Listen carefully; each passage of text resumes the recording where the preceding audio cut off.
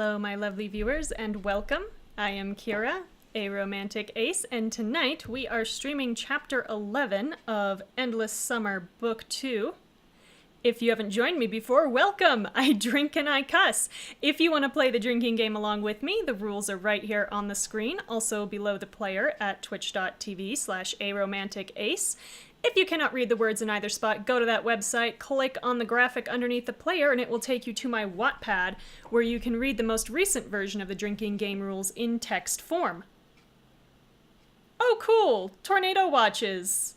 Well, that'll be fun, too. Yeah, no, don't try to stay and watch the stream if you're about to be murdered by wind. Please, and thank you. Oh my god, what? Everybody! Echo's been in an ambulance? No, it is not fun to ride in an ambulance as the patient. No, I have done that. What has happened to my lovely viewers? Oh no! Oh god. Okay, well. I mean, I'm hoping the fact that you're on Twitch means that you're okay. You know, ultimately. But, like, also, I can see being really bored in the hospital. And, like, you know, needing some entertainment, in which case I shall try to provide. If you haven't joined me before, the story so far, so we are playing as Kira, a college co-ed who won an all-expenses-paid trip, apparently, to some private island resort in the Caribbean. And we all arrived only to find that there was no one else on the island except for whoever burned our plane, burned the yachts, and also stuck evil Tony Stark in a Bacta tank. Yeah. So it turns out the island is not completely uninhabited. There are the Navi, the Vanti, whatever. So we made friends with them eventually. Their leader, their Elishar, just kissed our best friend in the last episode. Ooh. Are we going to be friends with the Prince Regent? Is that what this is gonna do? Yeah. But yeah, let's all hope here that Starblind isn't gonna just, you know, get mowed over by wind. You just, yeah, we can hope for that. Also in recent episodes, Jake, our pilot, his past came back to haunt him when his old commander, who framed him for treason, and some of his ex-coworkers, as it were, all came back and, like, tried to, they say capture him, but I really feel like they meant kill him. So yeah. That's a complication that we didn't necessarily need, but we've been hiding out in the Elysian Lodge up in the mountains on the north side of the island, where we just spent New Year's. And it was completely uneventful apart from the fact that, we found out Lila killed Estella's mom. Just shot her in cold blood because Rourke, his abusive ass, made her his fixer. And Estella's mom was about to blow the whistle on Rourke International, so obviously she had to end. So that's a thing we know now. So with that, the stinger for Chapter 11 is, one of your friends is not what they seem. How will your journey northward fare with a spy in your midst? Let's find out!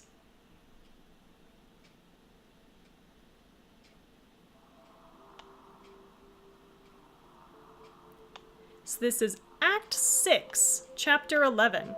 Trust is a fragile thing. Still at the Elysian Lodge.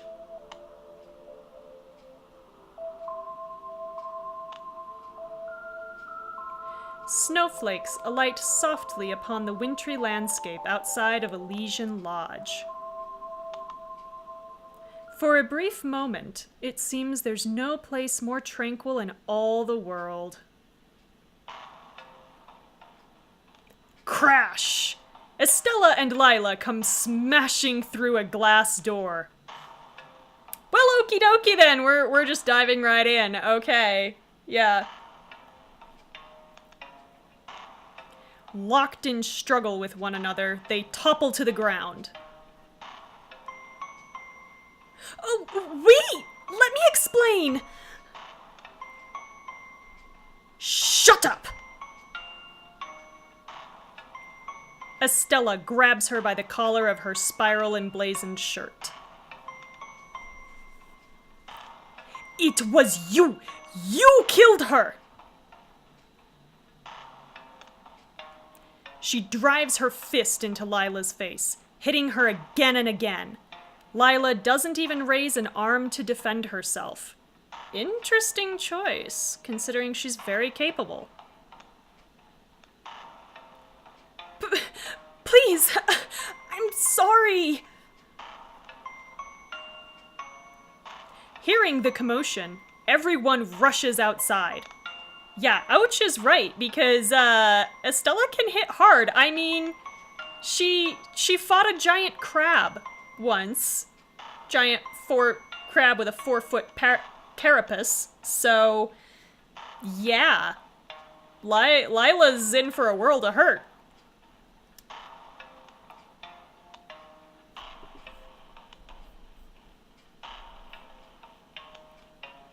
Estella! What is she? There was a video in the lodge. It showed Lila killing Estella's mom. What? What?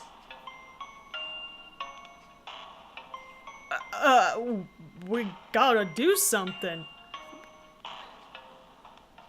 Oh no, your kickboxing class is in jeopardy. No! Sean runs over to break it up. Estella turns and catches him by surprise, shoving him to the ground.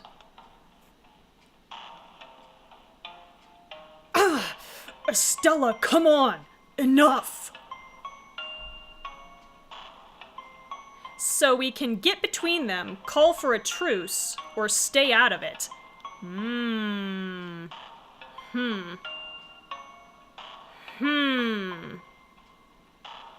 So, I mean, Kira's in a dress because I was too lazy to try to change into a different outfit out of the closet after the New Year's party. But yeah, she was walking around the rooftop deck with the one with the hot tub on it. Just in this and nothing else. And like Estella was up there in her cocktail dress and Quinn was up there in her cocktail dress and no one was dressed appropriately for the weather. With possible exception to Sean, but I don't think his suit jacket is actually that warm. Jake was in his goddamn vest, and I hope I never, ever see that vest again. I hate it. I hate the vest. I hated his hair. I hate everything. Never, ever, ever prep him up ever again. It does not work. Please.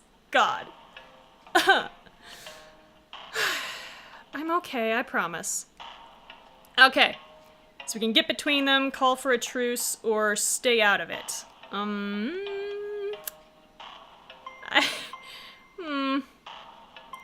kinda... We shouldn't let her kill Lila.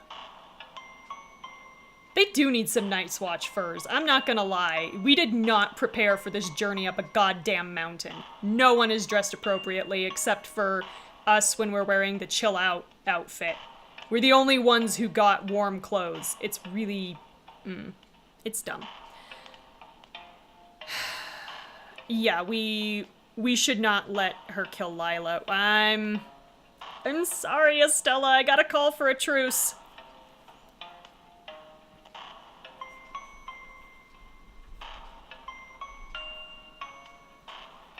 Estella, wait! Let's call a truce, just for a moment. My visor is acting up tonight. This is annoying. Yes. Please, let's talk about this. You won't say another word. To think I trusted you, you murdering bitch! Wow, just straight for the jugular goes Estella. I can't blame her, honestly. Like, she kind of deserves to be mad. Estella steps back, winding up for another punch. I can help you! I have information! Estella hesitates. Sean and Craig grab Estella's arms and barely manage to hold her back. No! Let me go! Lila, explain. Quickly. Because, frankly, I'm not sure Sean and Jake can hold her. She's scrappy. Tell us it's not true. Oh, Quinn, honey, we have video evidence. It is highly, highly, highly unlikely that's not true.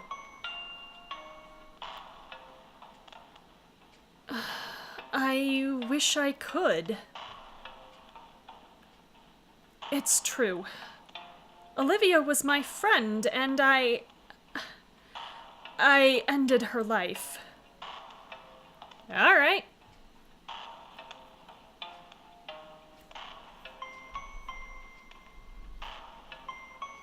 You... what?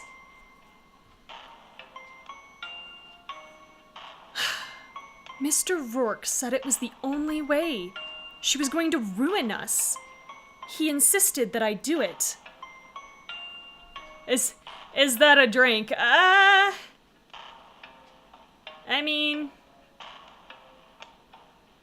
yeah, there's no specific rule for it, but yeah, why not?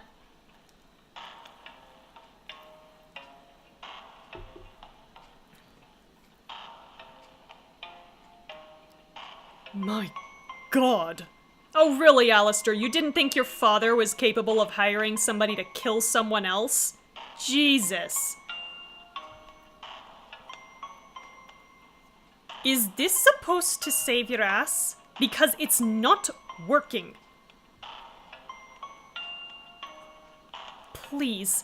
I know it sounds bad, but my mission now is to protect you. All of you. Yeah, until we make trouble for Rourke. I'm not seeing how this is getting better.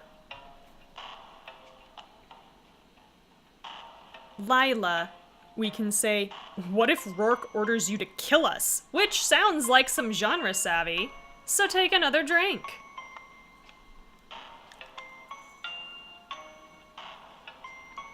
Yeah, possibly limited amounts of Boundless Enthusiasm. Boundless Enthusiasm was all over the last episode and I kept forgetting to drink, so yeah. Think that's where we left all our enthusiasm. But what if Rourke orders you to kill us? Or what could possibly be worth all of this? I mean... what if Rourke orders you to kill us? She's just gonna lie and say that, oh no, I would never do that. So, I guess let's try to cut to the chase with Lila. What could possibly be worth all of this? Yeah, and Craig is now friends with me. Excellent. Ho ho, this ought to be good. You wouldn't understand. What Mr. Rourke is doing will fix the world. Oh God, oh God, oh God. Rich white man thinks he knows what's best for the world. This is a terrible, terrible, terrible idea. Terrible plan. Terrible plan. Lila's gaze flicks from one face to the next, as if she's trying to outrun her own thoughts. Huh. So, she's a killer, and she's crazy.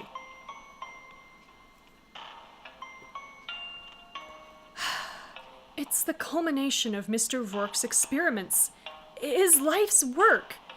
he has a machine at Masada. The Lernean Gate. No, a different machine. One that can erase all of the pain and suffering people like us have had to endure. See... Yeah, exactly. I can feel the future dictatorship. This smells really strongly of, let's just eliminate all the people who are oppressed, and the white people can just be happy in a world without oppression. That's not how this works. That's not how any of this works. Oh god. Oh god. Seriously, Lila, you are a woman of color. Do you honestly think Rourke has your best interests at heart?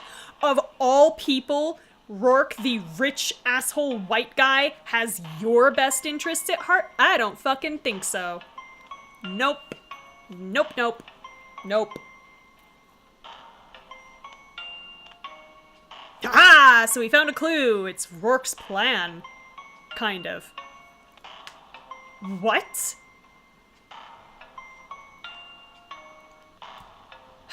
Heard enough yet? I have. Estella tears free of Sean and Craig. Yeah, kinda figured. As she lunges for Lila, you notice Diego transfixed by something in the opposite direction. Oh my god, what kind of escalation are we gonna have to pull to try to keep Estella from murdering this woman? Following his gaze, you watch several large clumps of snow fall simultaneously from the lodge's roof. Oh shit. Let me guess, Jake's old team found us. Oh no. A faint tremor passes through the ground. Then another one.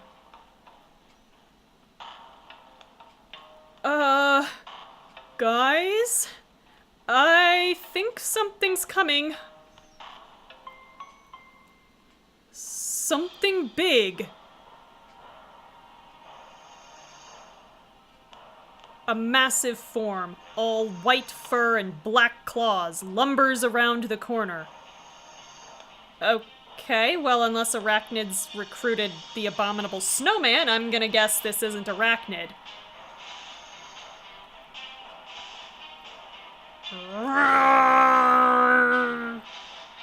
It's just a polar bear with horns on it. What the hell? By the Endless, the Mountain Guardian. Oh boy, well, we killed the Sea Guardian. Whichever, actually, was Cetus the Sea Guardian, or was it the crab? Whichever the crab was, we killed. So, are we gonna have to do another one? I kinda don't want to kill all your island's guardians. Guardian? That's a goddamn Yeti. Like he's seen one before. What the hell? I mean, I guess Tristan's right. It's abominable. Yeah. Yeah. Estella's attention is drawn away from Lila, who suddenly gets up and makes a run for it. She's getting away! I mean, I feel like we have bigger problems right now, Grace. Grace, look out! Grace turns just in time to see the 20-foot-tall beast looming next to her. Oh boy, you don't touch Grace. Do not hurt Grace. I will end somebody. I genuinely will. What? Ah! Angered by the scream, the Yeti reaches down and grabs Grace in one of its huge claws.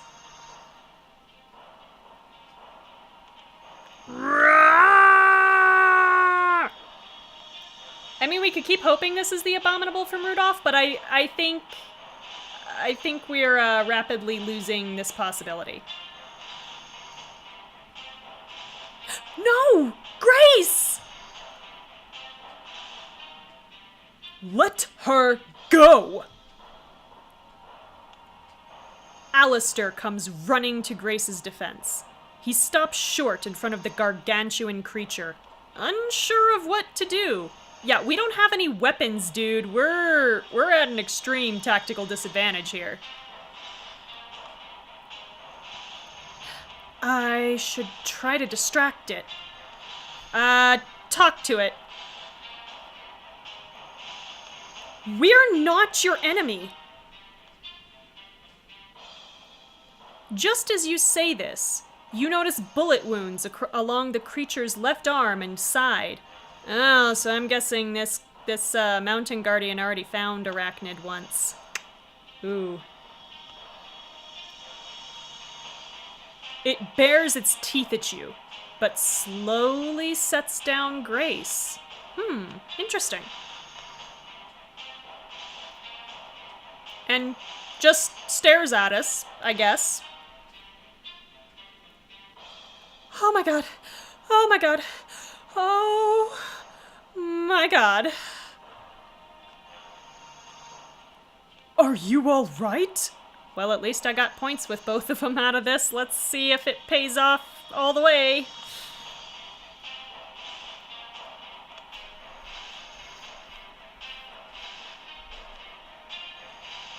Alistair quickly ushers Grace to safety.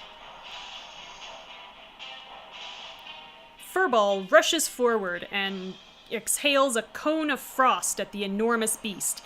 That's my good boy! That's my good boy! Huff! Huff! You don't hurt his humans! Furball will take you down.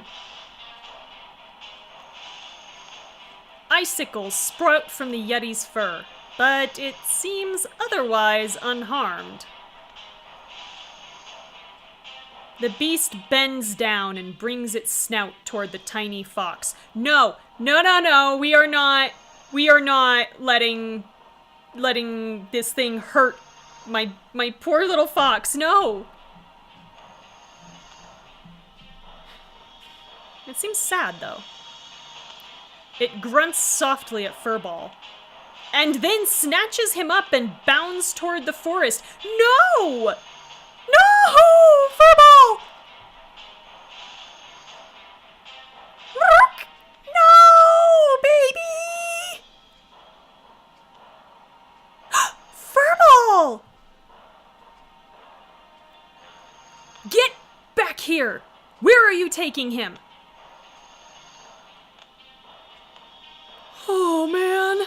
Is it gonna eat him? Oh, it best better not. You don't get to do this. In a few massive steps, the Yeti is gone into the trees. Everyone stares after it in disbelief. What even just happened?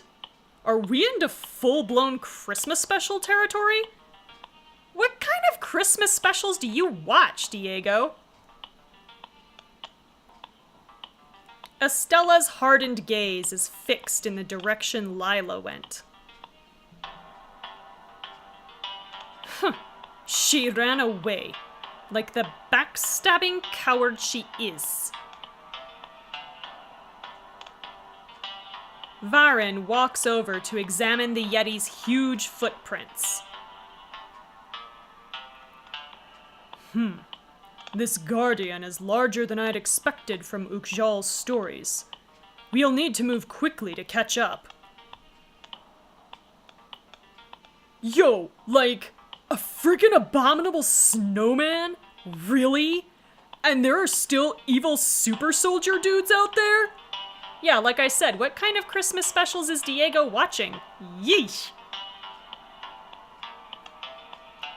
I don't know, guys. We might never make it to where the gate is if we try to save him. Well, why? What is our time crunch here? Why are you all talking about abandoning Furball?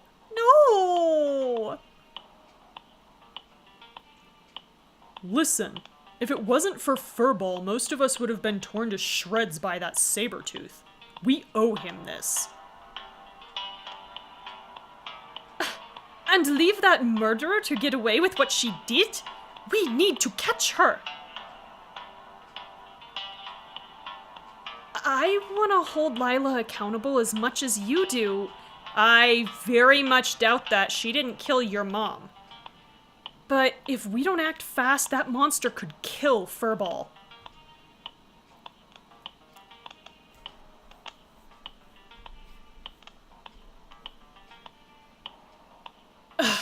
Fine. But when we do find her, none of you had better get in my way.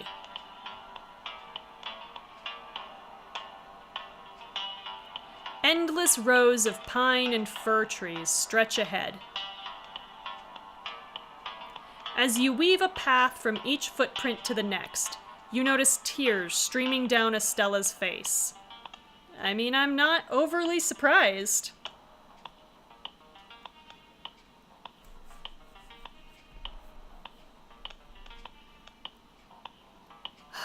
Estella. What? So we can say, I'm so sorry about your mother, which has a 100% chance of success. Yay! I love these. Or, I'll give you some space. No, if it's gonna work, we're gonna go with, I'm so sorry about your mother. I can't imagine what this must be like, but I'll do whatever I can to help. All this time, I thought it was Rourke. It was easier that way. I mean, technically it still was. He gave the order, but Lila is the one who pulled the trigger, so... yeah. But it got us our 3 points with Estella. Ha ha ha ha. Knowing that someone she trusted so deeply betrayed her? It's just... Estella inhales deeply and gazes at the sky, struggling to fight back her grief.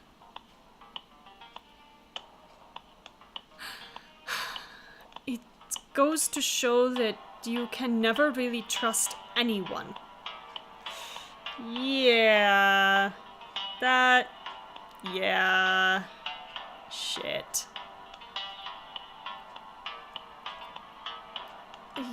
You can trust me, Estella. You place a hand on her back to comfort her, and the two of you walk on in silence. Shh! Wait a sec. Do you see that snow coming down up ahead? Shit! For some reason, it always bothers me when people say sorry to you about a person dying. I don't know why.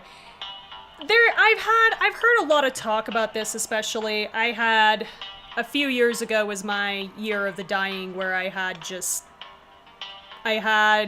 2 family members and a dog I'd had for over 15 years die on me in the space of, like, 3 months. So,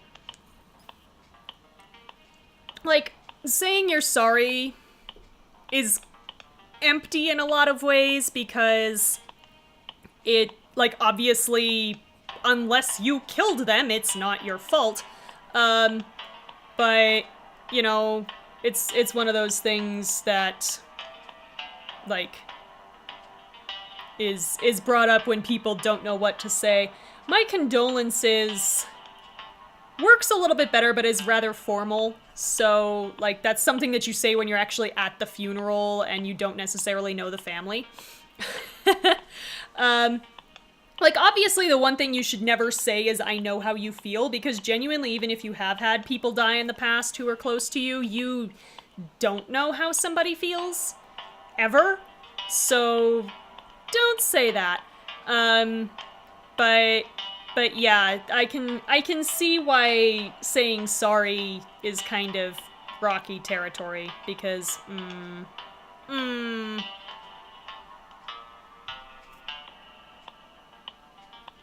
Yeah, that's actually how it gets all over the ground. Okay, Craig, but think about what the snow means when we're standing in it. Craig, give it a rest.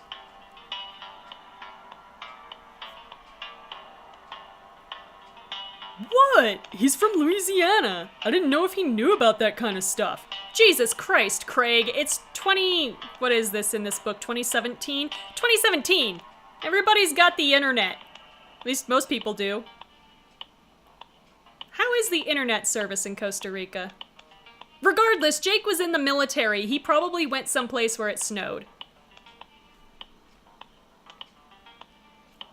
Yeah, it tends to be, when someone is bereaved, it tends to be better to offer concrete things that you can do, like, I'm here if you need to talk and I'll just listen. Because, yeah, a lot of people bring food, which is good, but you should probably ask if they want you to bring food, because it's amazing how many people bring food. And some people get overwhelmed with too much food. So, like, usually your best bet is, just to go, I heard, what do you need? But, yeah, if it's something that you've lived with for most or all of your life because of a major death in your life, then, yeah, like you're introducing yourself to somebody and, oh yeah, a family member of mine died when I was young, everyone, oh, I'm so sorry. And it's like, but you had nothing to do with it, so I don't know. Language is hard, and emotional intelligence is hard, and yeah. Yeah, like the I'm here if you need to talk is weird if it's from a person you don't know well, but, yeah. Your responses always change based on how well you know the person anyway.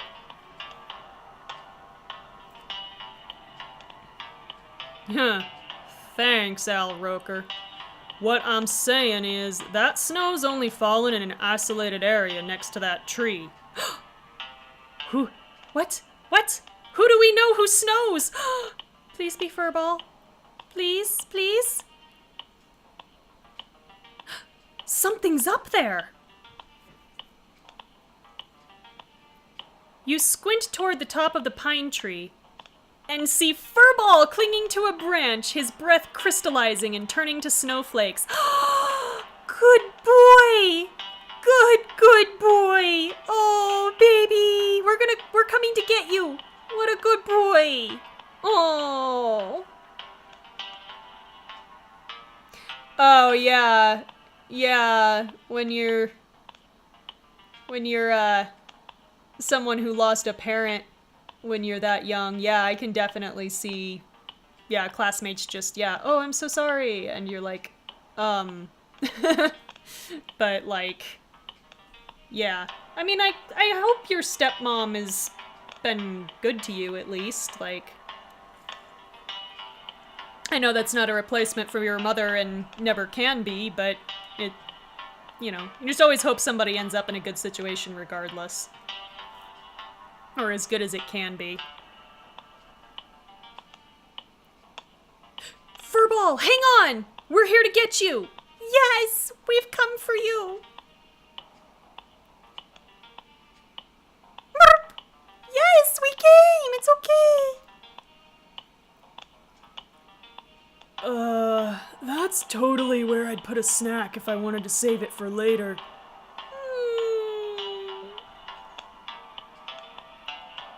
Movement among a distant cluster of firs catches your attention.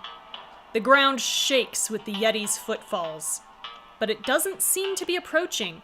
Cool, that means we've got time. It's far enough away that we could try to get him down. So we can climb up to rescue Furball or call Furball down to you. Oh. I mean, we've established that we can rock climb, so I guess tree climbing isn't that different, but we are wearing a cocktail dress, which does not seem like the appropriate attire here. I'm just saying. Yeah, Alistair named our little blue fox friend Furball after, I think it was, so I've been rewatching the VODs because I'm vain, and also to make sure that they actually aren't just disgusting in quality. I think Jake might have called him a furball first, and then Alistair kind of appropriated it when we let him name it. So, no, Alistair absolutely was not putting in any effort. We told him, hey, why don't you name him? And he says, what makes you think I want to name this furball? And, then Furball was just like, oh, I like that name. And he became Furball. So no, Alistair was not even trying at all. Grace is too good for him. And on this hill I will die. Okay, I think I'm gonna climb up and get him. I mean, I feel like I should just send Jake to do it if I'm gonna be perfectly fair. I feel like this is a Jake job. But he's apparently too, he's not an option, and I don't understand why. Why can't I send my boyfriend to retrieve our fox? Whatever. All this to say, I'm gonna go get him. I'm climbing up to rescue Furball in my cocktail dress, and you all can suck it. You look for footholds and begin climbing the tree's trunk. Good call. Sure you got this? Well, no one else was volunteering, Sean. So yeah, I guess I have to do it myself. Hope so. Guess we'll find out in a minute or two. That's really brave, Kira. Be careful! Aw, but Buddy Brine, baby sweet. Yes! Yes. I mean, I know who you're talking about, but yes. Ugh, foolish is more like it. Now is not the time to throw caution to the wind. Shut the fuck up, Alistair. You know what? I don't even care that I lost a point with you. I know I'm trying to get you to like me, and you're the most difficult character in this book to get to like me, but fuck off forever, Alistair. I told you I cuss. Right? Yeah, we could also send magical girl Quinn, who we've literally seen fly. She flies. Or Estella. Estella is very nimble and in good shape. I still feel like we should have been able to guilt trip a love okay, so this is what it should have been. We should have been able to ask a love interest to get it. If we were dating someone, that actually should have been an option. I think that would be a really interesting addition. Because then it's another benefit to dating someone besides just this is how you get quite a lot of the clues in these last two books is by dating someone. So yeah, I think that would have been a good option, you know, just be like, hey, Jake, can't you climb up there and get him? Sean, can't you climb up there and get him? Quinn, can't you fly up there and get him? Yeah, this should have been a thing. Anyway, Rival is sneering over here, so take a drink. Because I realize he's not a romantic rival, but he's still not exactly my friend. Moving from branch to branch, you gradually make your way up. You're nearly halfway when the pine needles begin rustling around you. Oh shit. Kongzilla incoming! Everybody hide! Shit. Everyone scatters, running for cover. God damn it, this means Alistair was right. Now I'm gonna be mad. High among the branches, you try to stay perfectly still. The Yeti emerges from the trees, a buzzing beehive grasped in its claw. It doesn't seem to notice anyone. Wait, you know who else could have climbed up here and gotten him? Varin. Where the hell is Varin? Like, dude, you literally live in a tree. This should be your wheelhouse. Yeah, see, no, I'm annoyed. Just ambling along as Yetis are wont to do, I guess. Okay, Furball. Just a little further. You reach for the next branch, only to have it snap loudly. Katniss Everdeen, we are not. Joy.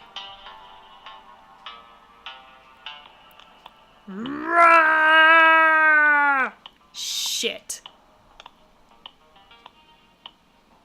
Ugh, perfect. The beast drops the hive and whirls toward the pine tree. In the commotion, Furball tries to scurry down the trunk, but ends up losing his footing. No! No, do not make this be all for naught. No, no, no. No, no. He falls, plummeting dozens of feet to the ground. No! No, baby! Baby! No! Furball! You hurry down the trunk. As one, the group stops and turns. The towering beast stops too, visibly concerned. Oh God. Oh, please no. There's no movement from the hole in the snow where he fell. The Yeti lumbers over and leans its face down. No. Yes! A cloud of snowflakes swirls out toward the Yeti's nose, causing the creature to flinch and paw at its face. Yay! He made it! Okay. He's at least alive. Huff! Huff! Furball digs himself out and shakes off, completely unharmed. Yay! Okay. I feel less bad now. He's okay! Don't know if I am. Almost had a heart attack. The Yeti leans its face to Furball's, tenderly giving him several licks with its huge tongue. Okay.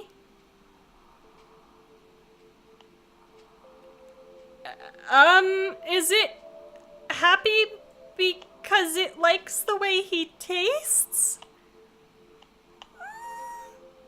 Poor Furball.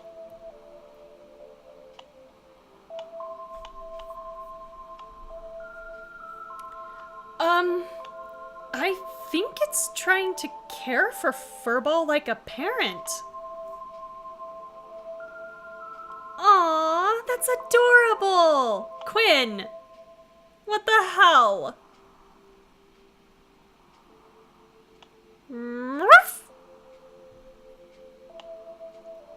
Furball backs away from the massive beast, scampering toward Quinn. She picks him up. Oh, you're a good little pupper, Furball. The Yeti sees Furball in Quinn's arms, and its protective instinct appears to kick in once again. No! This is his choice! It's his choice to come with us! You leave him alone!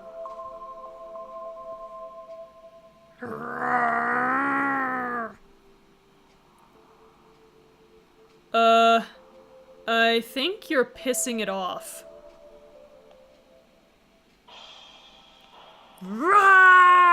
Yep, nope, we're in trouble. We're in trouble. Yup. The creature rises to its full height and advances on Quinn. Oh god, this is like a custody battle from hell! Probably not that far off, honestly. Quinn glares at the Yeti and stands her ground. You know what? I've had just about enough of you. Just stop! Oh boy. Yep, we woke up the magical girl. It appears to be stopping. The Yeti seems suddenly hypnotized, a faint glow appearing in its eyes. It continues walking forward, causing snow to slide off the surrounding trees with each heavy step. Quinn? What are you doing? I don't know. It feels like I'm somehow in her mind. Her? Oh my god. Yeah, this is what you get. This is what you get. I think I can bring her to our side, Kira. Oh boy, so... do we let Quinn tame the Yeti for 18 diamonds, or do we pull Quinn away? Interesting choice, the Crown and the Flame theme here, since the Crown and the Flame is another one where you run across a large injured predator and your choices are to befriend it or to kill it. There is no in between, apparently, so... yeah, no, we're we're gonna let Quinn tame the Yeti.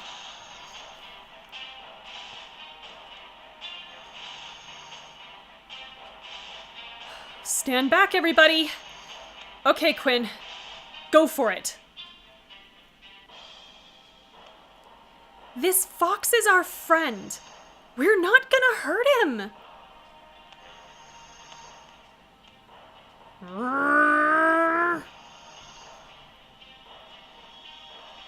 The snarling behemoth continues to advance. No, no, no, no, no, no, no. It's not working. Quinn swallows hard. Please, we need your help. The creature stops abruptly. It gets down on all fours, seeming suddenly docile.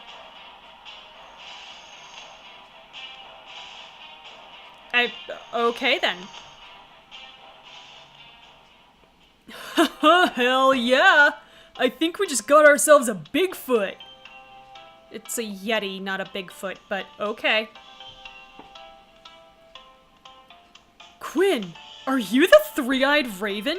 Can you warg into animals? Oh my god. Alright. Thank you for the genre savvy, Diego. Take a drink. And also really funny if you know the end of Game of Thrones now. Yeah, so, okay, sure. Guardian, we need to get to the Northern Peninsula. Can you help us? The Yeti lowers its upper body to allow Quinn to climb on. Well, cool! Quinn is now a Yeti rider. This is a thing that I have said now. Quinn uses the creature's shaggy fur to hoist herself up. Once she reaches its shoulders, she tentatively reaches out to pat the side of its head. It nuzzles her and Furball affectionately. We know this is a her now. Why are we still saying it?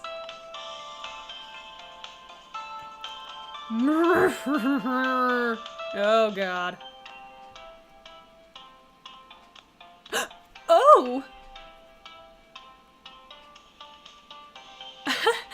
I think she likes me. Come on, Kira. Huh, that's like a legendary level mount.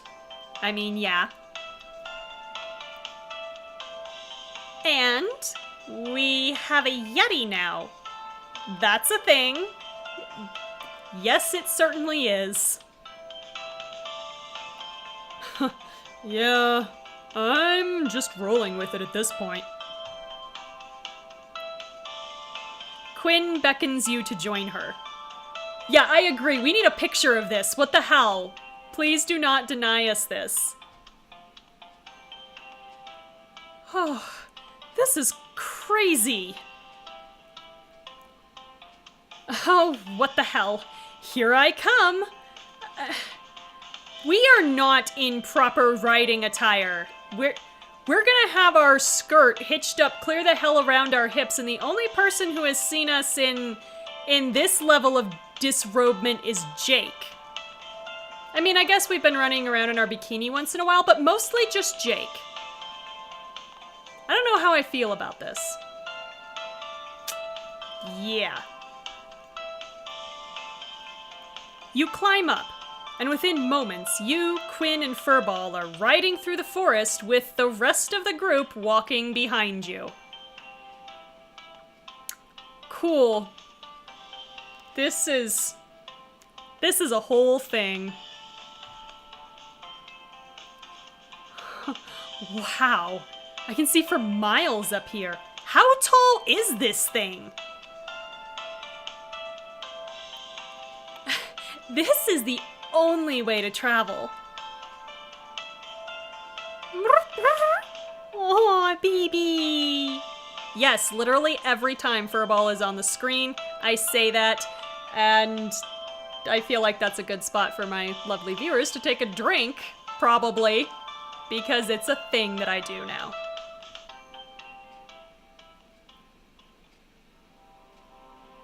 Alright, so we are approaching Lake Tethys. Wherever that is.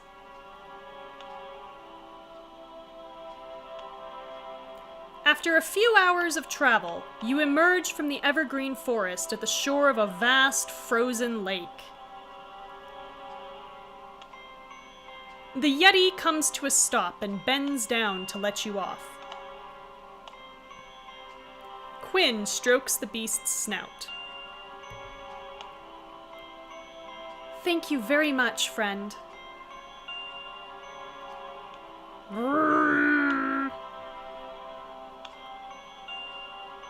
As you climb down, you notice strands of black metallic netting wrapped tightly around the Yeti's shoulder. We've been on this creature for multiple hours and we are just now noticing this. We are observant. Wait a sec. There's something stuck to her. Working carefully to detangle the net, you discover it's connected to a central device with a spider-shaped mark etched into it. Wow, who do we know on the island who might use spider-shaped sigils? I wonder. Great, it's a tracking device, but it's a clue. There, got it off. Fucking destroy it now, please. That's an arachnid tracker. What the hell would Lundgren want with her? Probably the same thing we did, Jake, a fucking Yeti. The Yeti raises an enormous limb to point out across the lake, indicating the direction of your goal. She then gazes down at Furball. The two beasts hold each other's gaze for a long moment, before the Yeti finally turns and heads back into the forest. I don't know how I can sense this, but I think she'll come back to us if we need her. Nice. The Guardian recognized her own kind. What do you mean, Varen? She must believe that Furball will one day take her place. It is the only reason she would try to keep him safe. Furball will be the Mountain Guardian. Wow. Go, you go, little buddy. You go. That would explain his unusual abilities. Our very own Guardian in training. Who knew? I mean, he's literally training by guarding us, so I guess it makes sense. Furball skitters across the shore toward the icy surface. In any case, those cliffs are gonna be too steep to climb. Looks like we're headed over the lake. Yeah, this is safe. Stick to the shoreline, please. Is it solid enough? I don't need to deal with anyone entering hypothermia from falling through. Michelle has a point. Well, the ice is clear, which means there's less air trapped inside. Well observed. Given the thickness and high density, it should be safe enough. This doesn't bode badly at all.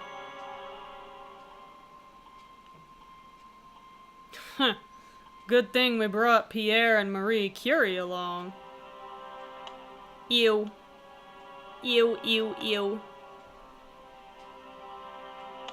Alistair and Grace glance at Jake. What? Don't give me that look. I know scientific stuff. I mean, he was a pilot. There's some level of technical aptitude, at least. And we can presume he was at least taught some kind of history, if nothing else. So, Tentatively, the group sets foot on the ice. Whoa! It's slippery. Don't worry. I will keep you steady. Oh my god, it's cute. It's cute.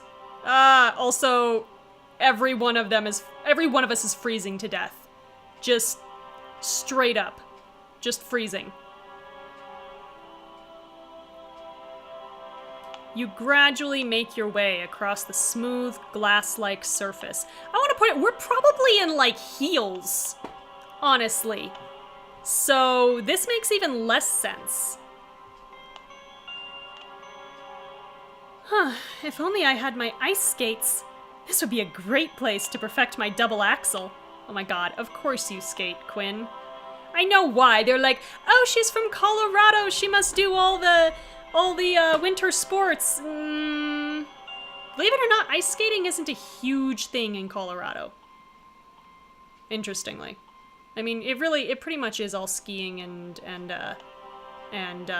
some snowshoeing. Nice. I didn't know you figure skated. Well, I'm not great at it or anything. This means she's good. Remind me if we ever get home to show you my medals from the collegiate championships. Michelle skates too, huh? Medals plural?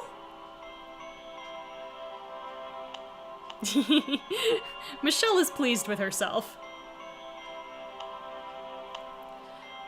A while later, as you're nearing the center of the lake, Estella suddenly stops and kneels. Estella? You all right? She seems surprised by something. Estella uses a gloved hand to clear frost from the ice, revealing an object frozen a few inches below.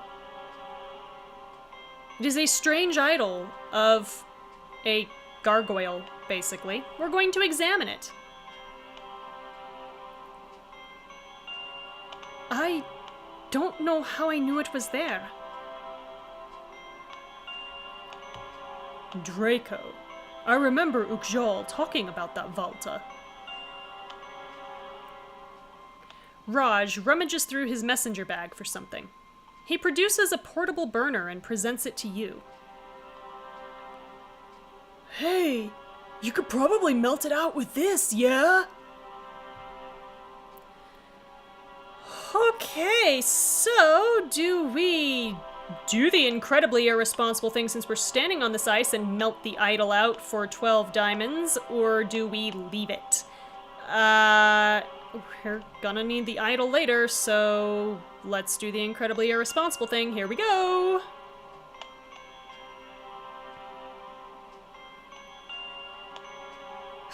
Alright, let's give this a shot. Yeah, they do find idols in, like, really bad places a lot of the time, honestly. You switch on Raj's burner and holds it over the spot where the idol is frozen. Several minutes later, the ice has melted enough to dig it out. You present it to Estella. Just as her fingers encircle the still dripping amber, the frozen landscape is torn away. You're propelled through space and time, unable to perceive your destination. You're in the Hartfield University Library. Estella is sitting by herself at a small table. Her attention is focused on a thick black volume entitled The Executioner's Song. She's just doing her thing. Alistair comes walking up, a stack of law textbooks wobbling in his arms.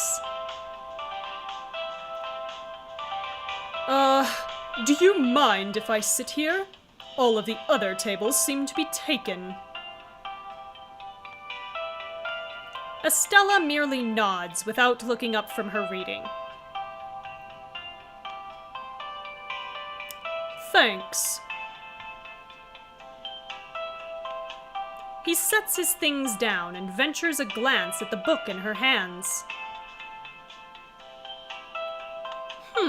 True crime. A genre I enjoy as well. No one asked you, Alistair.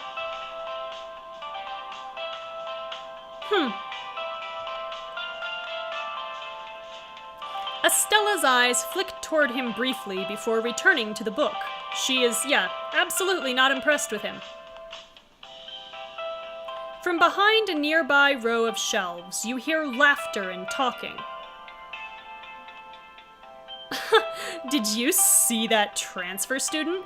Her face looks like she got in a fight with a slap chop and lost.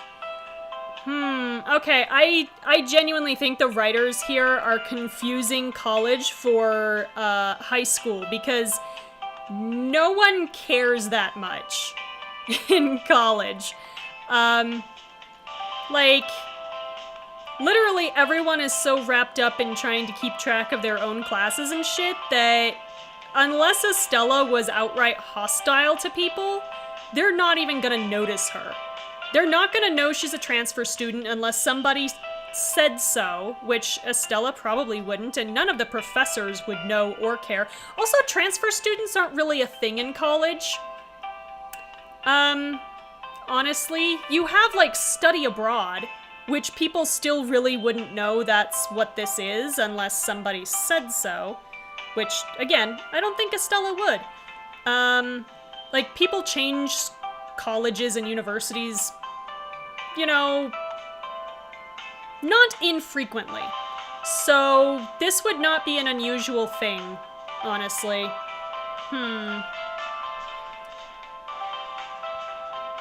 She's way creepy. I heard her entire family died a bunch of years ago. Wow, just... What the hell? How do people hear this?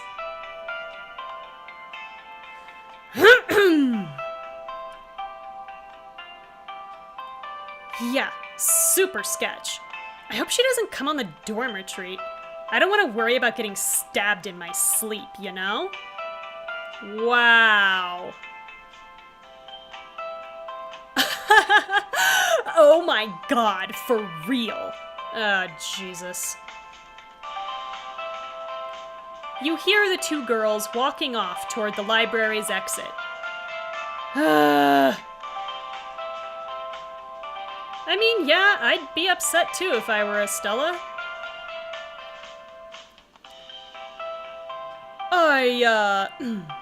I wouldn't worry about them.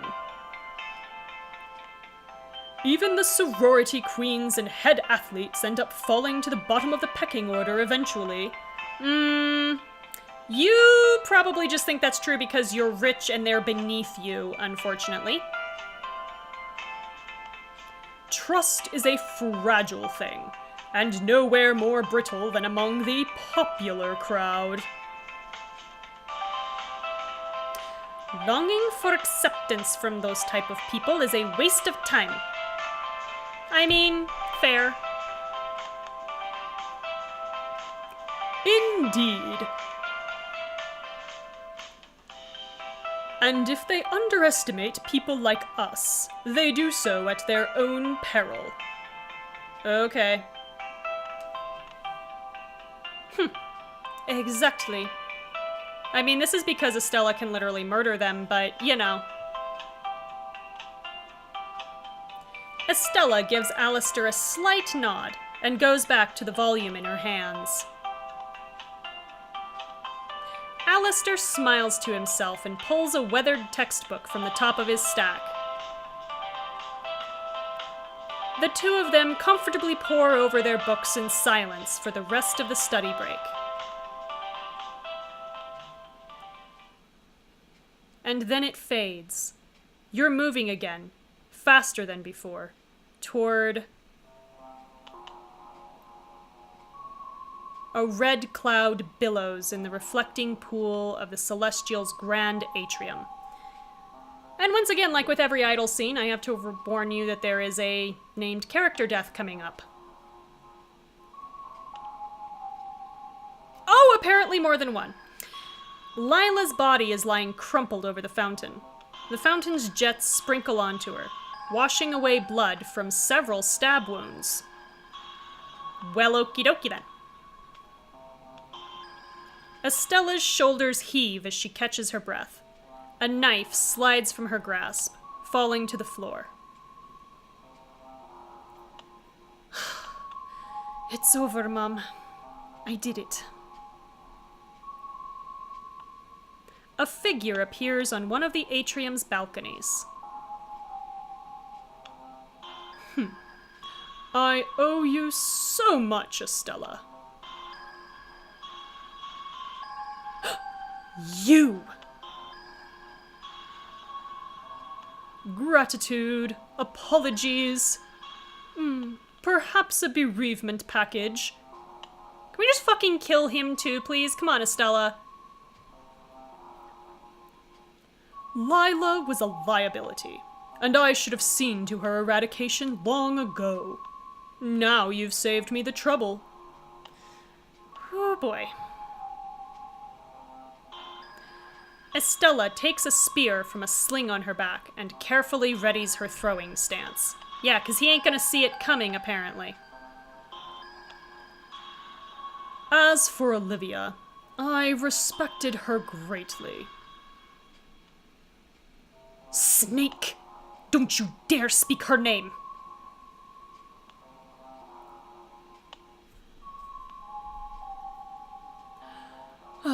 I never would have been able to bring myself to kill her.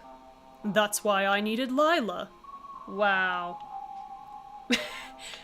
I don't actually know why Rourke has his shirt off. He just walked out to Estella standing over Lila's body, whom she murdered, with his shirt off. So, no, I have no idea why evil Tony Stark is walking around without his goddamn shirt off. He's not my third wheel, so it's not drinking time, but please, God, don't make him my third wheel. Ah, I will be traumatized. What an elegant development that her own daughter would finally close the loop. Ew. Die, you filth! Estella launches her spear with everything she's got. It flies up into the balcony, going right through Rourke. Yes! Ha ha! Wait, what? Oh, fuck you! If only I had your perfect aim. Fuck you, motherfucker. You fucking holograms. No. God damn it. Yeah, he just has no shirt. Yeah. Well, his hologram has no shirt, apparently. Bang! And that would be the other character death. A gunshot rings out across the room. Estella slumps forward, falling to her knees. Ah! Estella looks down to see a blood stain blossoming like a rose along her abdomen. Oh God, and if you remember the manner in which her mother died... Oh, there's too much symmetry here. I don't like this. No. No, thank you. No. She spins around to see Rourke, the real Rourke, standing behind her with a gun in his hand. Please tell me he at least had the decency to put a goddamn shirt on. The figure on the balcony disappears, and a small spherical drone floats down to hover beside Rourke. No, not Iris. You bastard! Estella lurches toward Rourke, and he shoots her again, this time in the side. Oh, Jesus. Okay. No! I didn't come this far. Stay down. God damn it. Put your fucking shirt on, dude. We've all seen you naked. Just forever be clothed forevermore. I demand that you be clothed forevermore. He shoots 2 more times, clear into Estella's chest. She crumples, her legs betraying her. She is full-on Boromiring this shit. God damn, girl. Okay. Just, yeah. But even with her body a ragged ruin, she claws forward along the floor, fury in her eyes. Yeah, eat your heart out, Sean Bean. Jeez.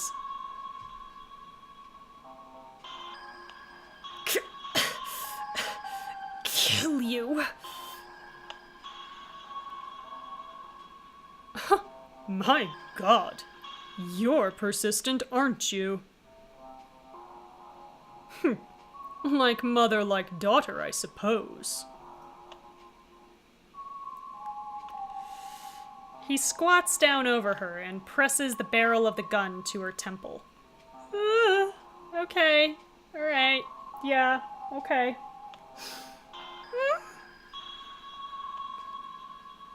Goodbye, Estella Montoya. I wish this could have worked out differently. If it makes you feel better, Zara's gonna kill him later. In the blink of an eye, you're back on the frozen lake. Okay. They didn't actually make us watch. Okay, that's better. Still not good, but it's a little better. Whew.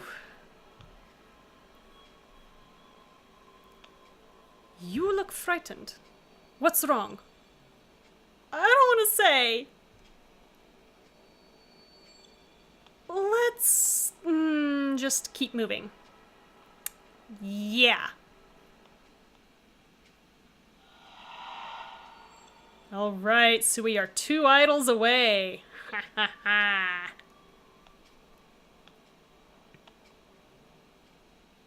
10 of the 12 catalyst idols.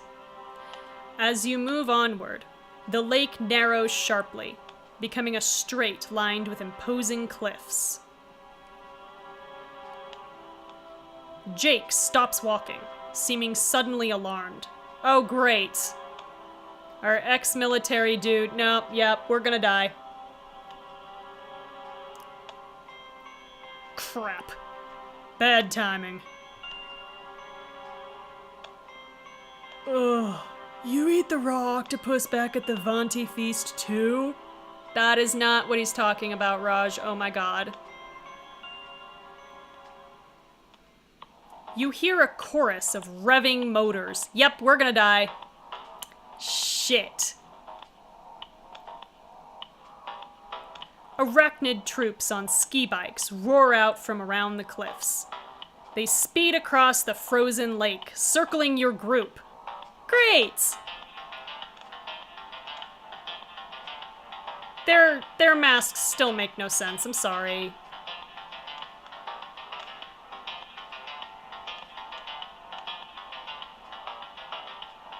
Haha, surprise!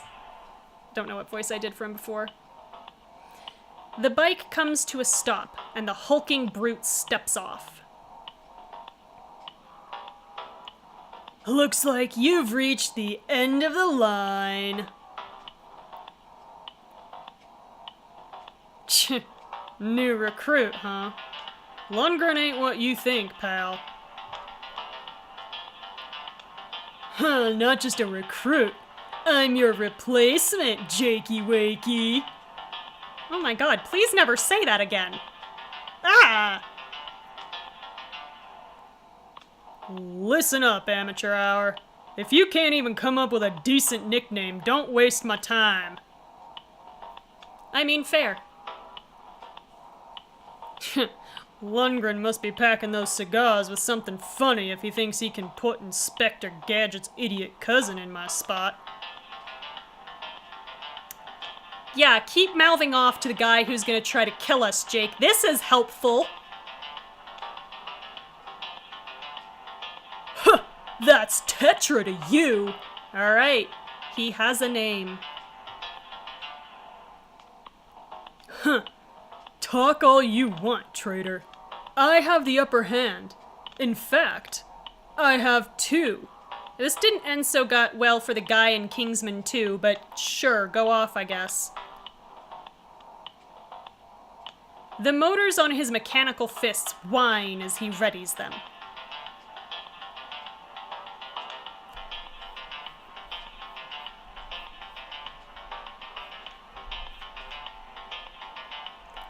Sean looks over to you intently, as if to indicate that he's about to do something.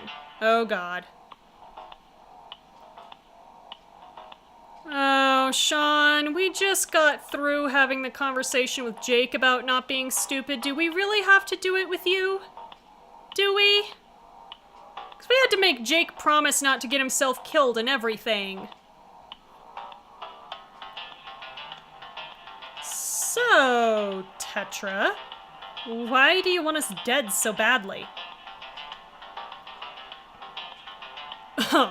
It's nothing personal. A job's a job, and Mr. Rourke happens to know how to put his money where his mouth is. Yeah, too bad that we can say Rourke kills his hired help, which is not wrong. Or Lundgren will backstab you. I mean, we're still trying. I guess we're still kind of trying to put the. Jake already laid the foundation with Lundgren, so I think I'm gonna build on that. Too bad that Lundgren will backstab you. Yeah, Kira's right about that.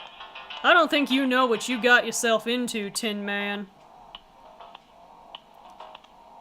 Oh? And why would he backstab me? For money, for one thing. Lundgren is loyal only to himself. The moment that bastard thinks he can get you to take the fall for him, you're gone. You'll never see it coming. Huh. Last I checked, it was you who did the betraying, Jakey Wakey. Can we kill him now? So he stops saying this? Please? Sean runs toward a pair of soldiers, but Tetra spots him and raises one of his mechanical arms. Oh shit. The brute deploys a fist towards Sean, who barely manages to jump out of the way. Whew. Good boy. Okay. Great. Instead, the hydraulic limb slams into the surface of the lake, causing it to heave beneath you. Great. Whoa!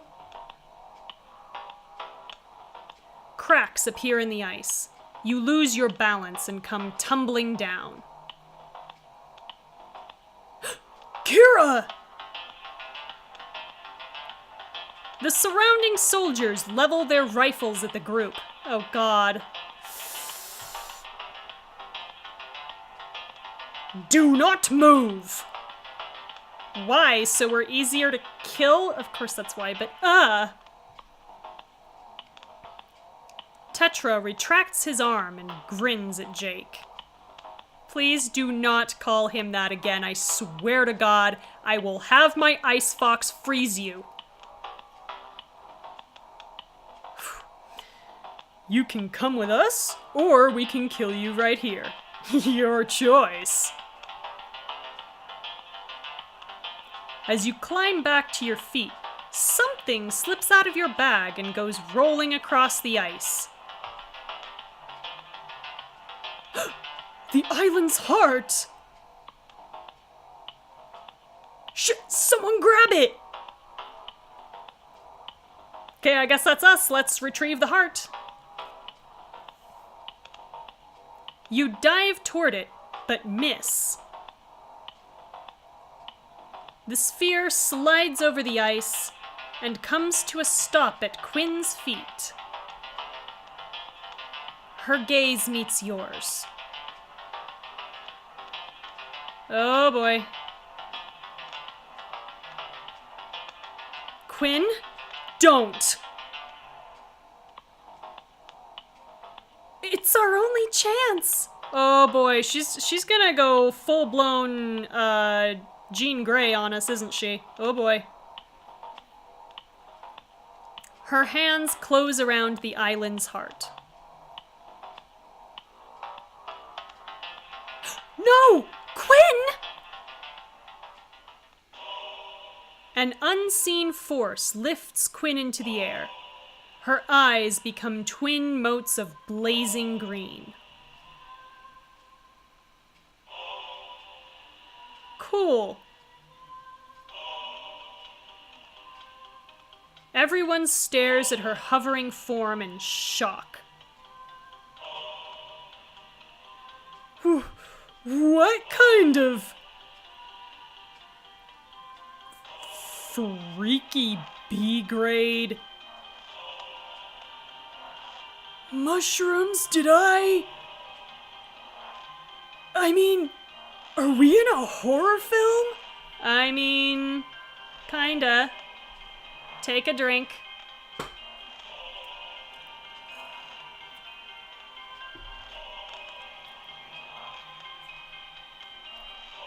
Oh, that ain't normal.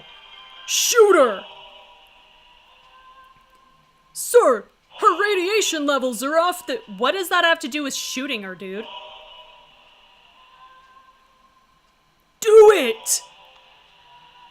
Yeah, I don't know why the thing with, like, redheads and like, full-on telekinesis is a thing, but it definitely seems to be. Like, I don't...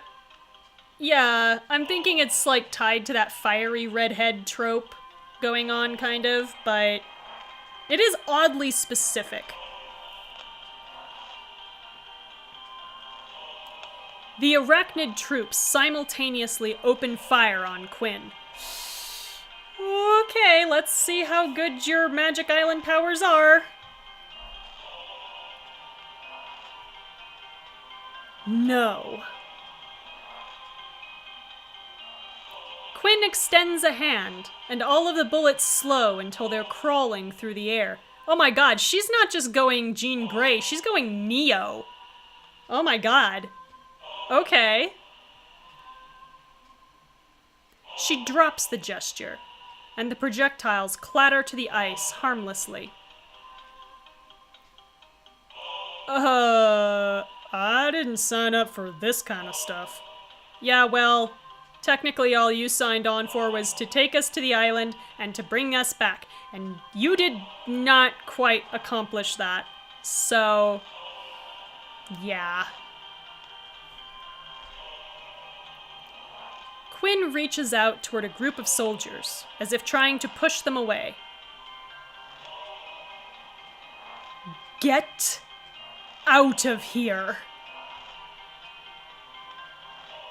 Green fire erupts around them. Their bodies gradually become translucent, as if they're being pulled through time. Okay.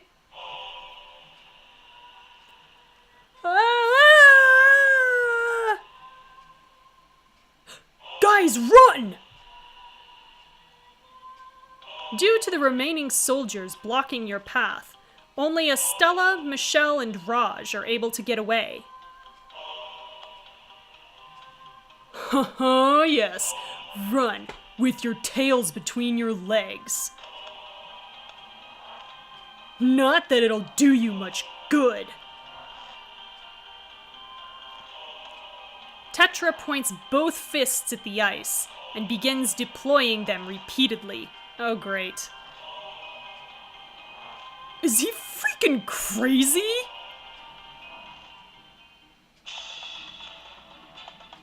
A web of widening fissures crosses the lake.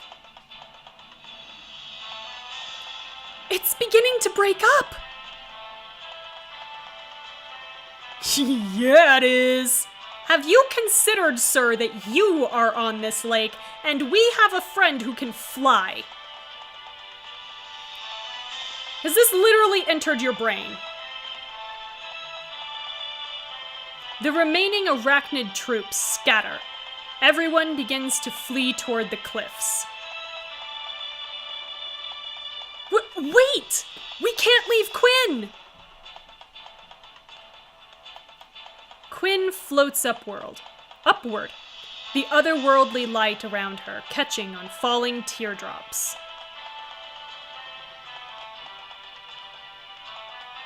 I am in pieces. They've taken everything. Quinn, or whoever, please listen. We can say, we can get the pieces back. That man broke you. Or, I know you're in there. I feel like we shouldn't be making promises we can't keep, and I don't know if we're really trying to talk to Quinn right now, so, I think I'm gonna go with that man broke you. What? Quinn gazes down at Tetra, who is hard at work shattering the lake. Oh, I was talking about Rourke, but okay. Yeah, look at him! Now he's breaking more stuff! Oh, she is angry now. Oh boy. Huh? This time, you will break. Oh god. She reaches out to Tetra's mechanical limbs, which rapidly rust and implode before his eyes. Well, okay then. Gah! He flees across the fracturing ice. Quinn hovers after him. This is just like the end of Frozen, except with, like, The Exorcist happening at the same time. God, take a drink.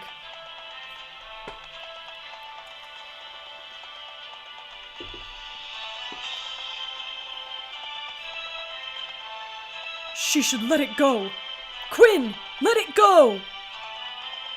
That is oddly on the nose. Wait, how did you... An unbearable crackling sound fills the air. Oh my god, this is all just escalating way too quickly for me. As the ice sheet gives way. Well, cool, we're all dead. Go! Get off the lake! A jumble of uneven surfaces shift beneath you. Wow, I've seen some puzzles like this in other games that nobody likes. Whoa! Yeah, still in probably our fancy, like, cocktail heels, by the way. Struggling to keep your balance, you look around to find several of your friends in trouble. Sean has fallen into the water. He's struggling to keep his head above the surface. Oh my god, you're gonna make me pick, aren't you? Whew! Yeah, and in that kind of cold water, he's kind of already screwed.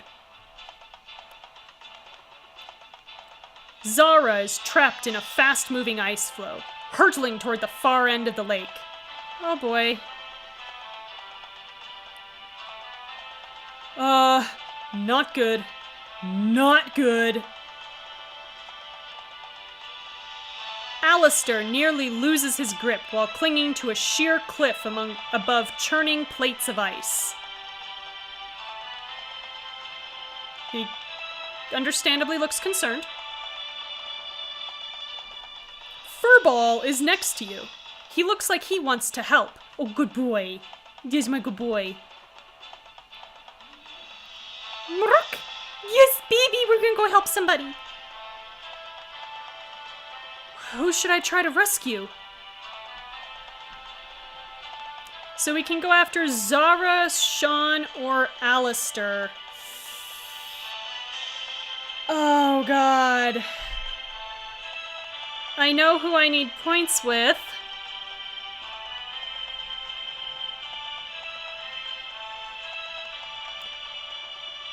And honestly,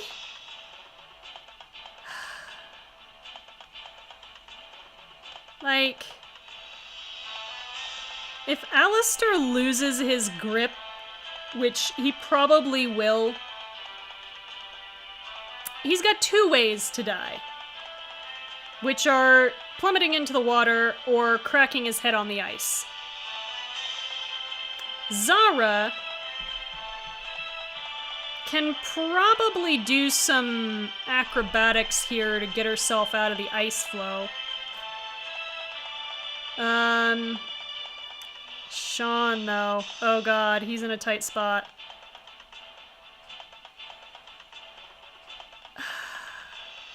Okay, but Sean really doesn't need Furball's help, is the thing. Like, what would Furball do?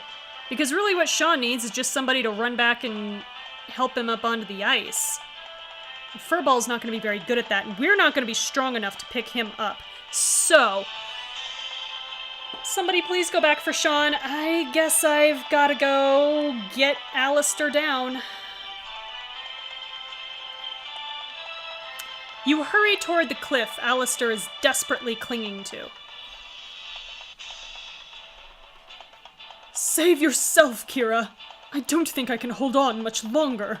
Oh my god. Furball runs in circles at your feet, breathing frost on the watery gaps between several ice flows. Oh, so we would just need him to get across the ice, is that all?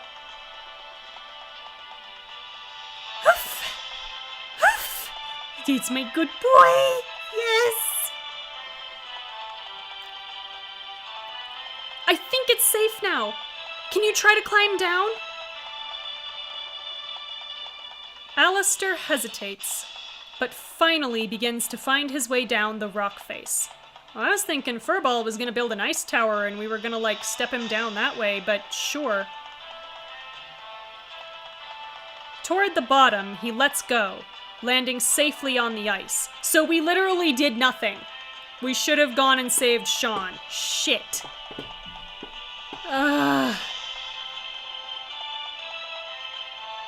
Thanks, Kira. And thanks to our guardian. I got my 2 points with him, but I hate myself.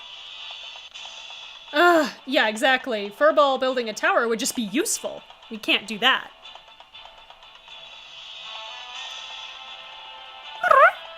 Yes, you're still a very good boy.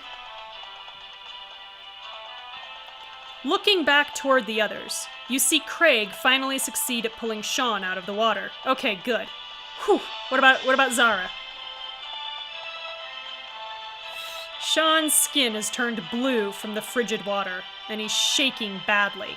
Yeah, he's gonna need dry clothes and heat like yesterday.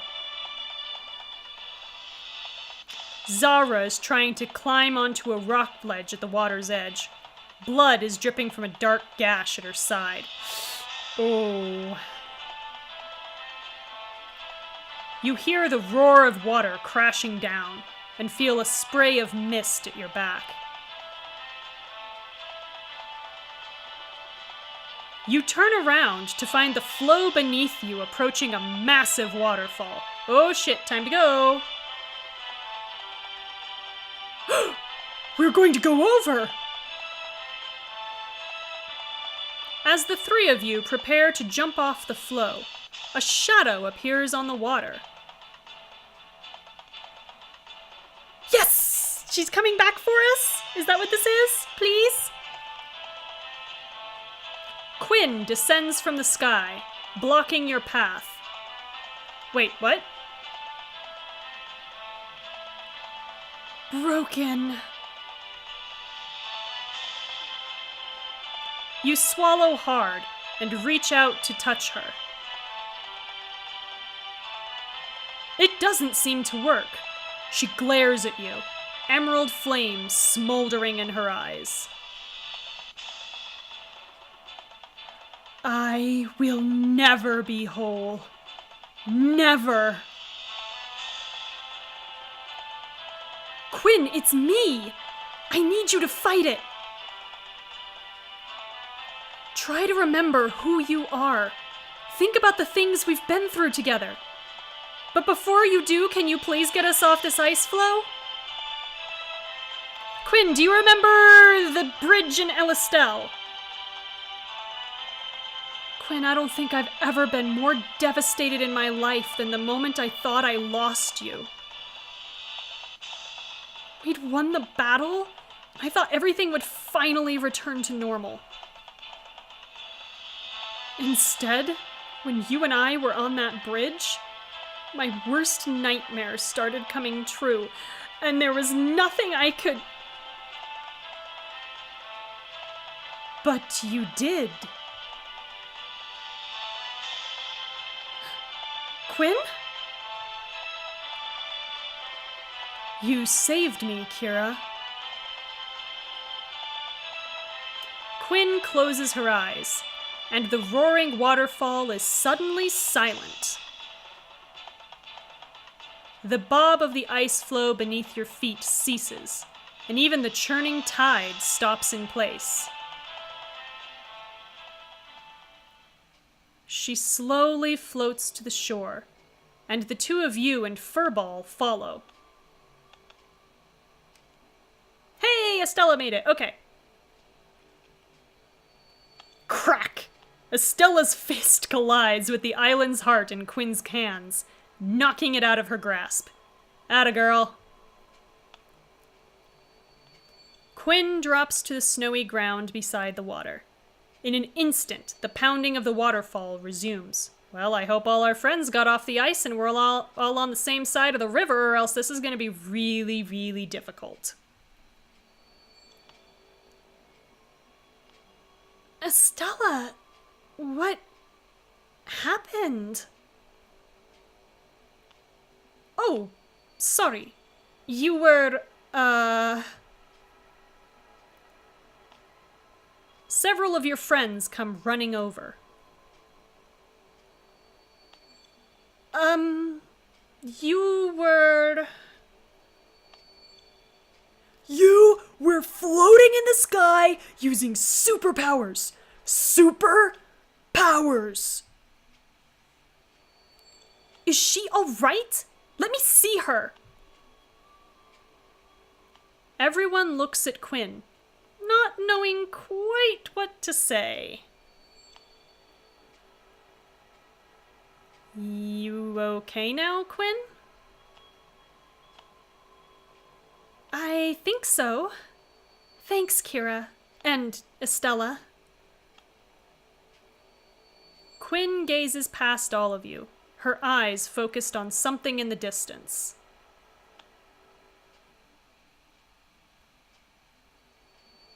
A tall building atop a spire of rock, alone in the white haze.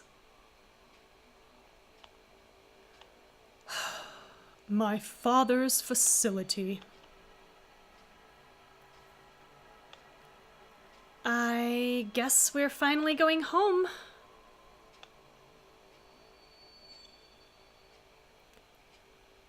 Whew, okay, so that is chapter 11 complete. Found both clues and the catalyst idol in chapter. Yes!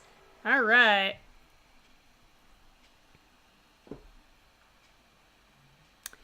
So restart the chapter or continue on. I will pick this back up next Friday, so same time, same place.